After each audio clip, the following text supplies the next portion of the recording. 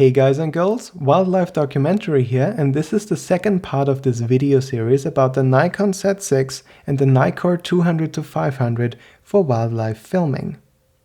In today's video I'm going to talk about the preamplifiers of the Nikon Z6, what the lowest volume level is, it is not really level 1 by the way, and possible sound setups for this camera for nature or wildlife filming to get the most out of the sound. A very short and basic explanation of preamplifiers is necessary here in case you do not know what they are.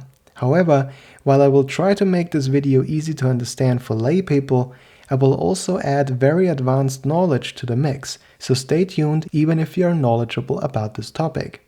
Preamplifiers are amplifying the signal they get from a microphone before it is recorded and stored digitally, hence preamplifier or short preamps. The quality of preamps can be seen in the noise floor they have, where noise is usually described as a random hissing sound that is produced by the electronic components inside the preamp. The better the quality of the electronic components inside the preamp, the less, that means quieter, noise it usually has. And the more you will be able to hear the signal, which is what can actually be heard in the environment you are in.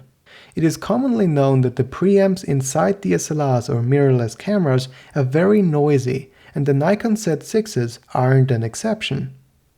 What is therefore often recommended is that you use an external recorder, such as a field recorder, which is basically an external preamp that can also digitally record the sound. If you feed the preamplified sound via the headphone output of the external recorder into your camera's mic-in jack, you can record your sound externally with the recorder while filming with the camera, and then you can easily synchronize the audio of both files in post-processing. That's the idea at least. There are, however, many problems with this for wildlife filming. If there is wildlife in front of you, such as birds, you very likely won't have the time to press record on the recorder and press record on your camera every single time you are recording something, and then stop those recordings each time as well. Plus, if your plan is to make a wildlife documentary or even just short videos of wildlife, you have to collect hundreds or even thousands of videos over an extended period of time until you can actually start to produce your documentary. And you can imagine, looking for the fitting audio file for each and every little video clip you shot somewhere in the field and then syncing them in post is not what you want for a good workflow, and it will be a real pain to have to do that. If you are a wildlife filmmaker, you will want to record the sound right inside your camera, along with the video in one already synced up file. How do you get the best quality out of that noisy internal preamp though?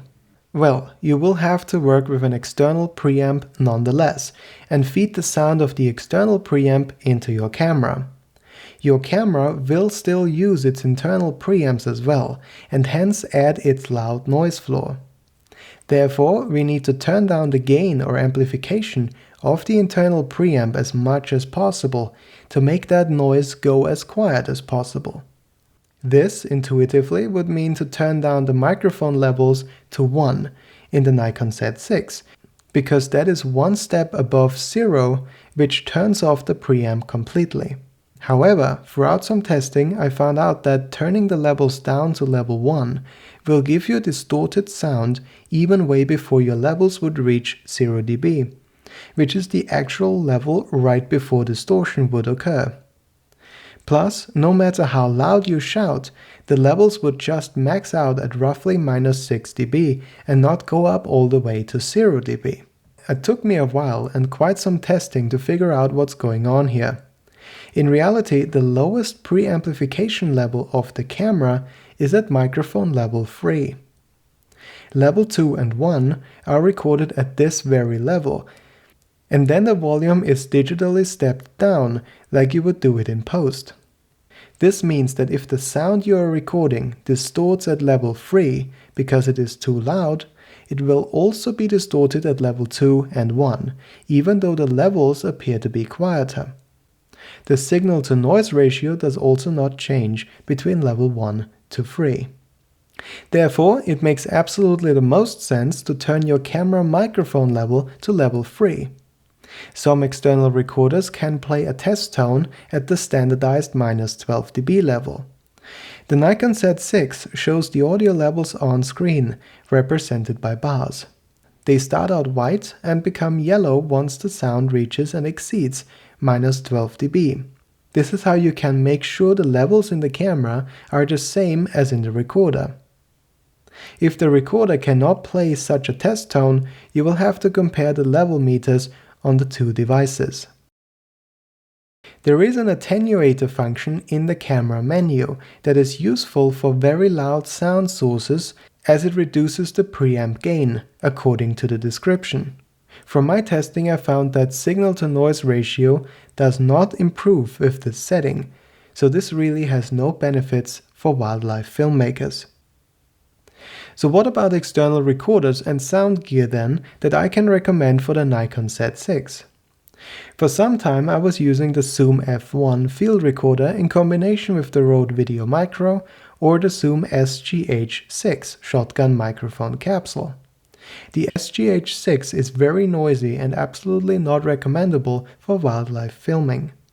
Just to explain, microphones do have their own noise floor or hiss as well, not just preamps, and you can be limited by the microphone's hiss or the preamp's hiss. In case of the SGH6 microphone, the microphone was limiting the F1 recorder. The Video Micro has only a cardioid pattern though, so the pickup is not as directional as I wished for, and the F1 recorder did limit the performance of the Rode microphone with its preamps. I recently switched to the Sennheiser MKE600 microphone and the Tascam DR60D Mark II field recorder. The Sennheiser microphone is really good for directionality and low noise floor, and I'm amazed how good the microphone represents sounds in general, so how good it sounds, also for voice recordings. You can hear the microphone throughout this video, but I will have applied an equalizer to make it sound even better, so it does not sound like that out of the box for voice. The Tascam recorder does not limit the microphone, it's actually the other way around. But this just means that I have some additional headroom for possible future microphone updates. What I found regarding the Nikon Z6 then is that the F1 field recorder worked well with the camera, but the noise floor that came from the F1 into the camera was too high for my liking. The Tascam recorder with the Sennheiser microphone does lift audio to quite another level, and I'm absolutely happy with this audio solution. A couple of notes here though.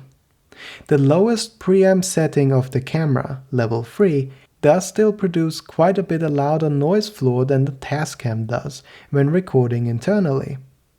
That means that now, at the lowest camera levels, it is not the external recorder that limits the noise floor, but it is the camera's internal hiss that can be heard.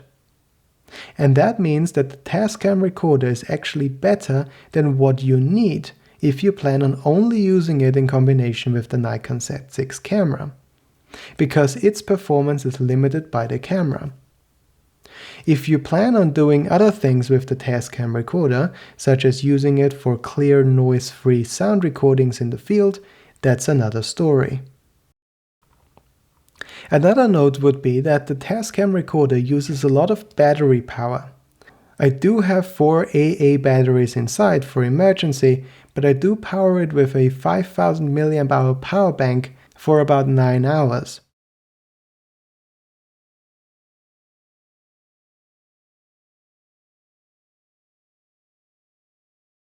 I do not turn on phantom power in this unit because A, that would give me worse battery life, and B, the camera's hiss is limiting and the benefits I get from phantom power are not audible in the camera's recordings. Another aspect is that the Tascam is quite heavy and makes my entire setup quite bulky. I am okay with it because I'm quite fit, but after longer walks the shoulders can start to hurt and make the trip uncomfortable. Saving a little bit of weight with, say, the Zoom H5 recorder that might not need a power bank due to better power management might be of some little help here. But I do not have any experience with the H5, so I can't tell. To sum up, for wildlife filmmaking, it is important to have your video files synced up with your audio right away, rather than spending hours of syncing your many files in post. For the most accurate sound levels, the lowest noise floor and the best workflow then, turn your Nikon Z6's microphone level to level 3, not level 1, and then use an external recorder to feed the quality sound of that recorder directly into your camera. The camera does have an audible noise floor even at its lowest settings for quiet wildlife filming, but it is extremely quiet and most people probably will not care about it at all, maybe not even be able to hear it.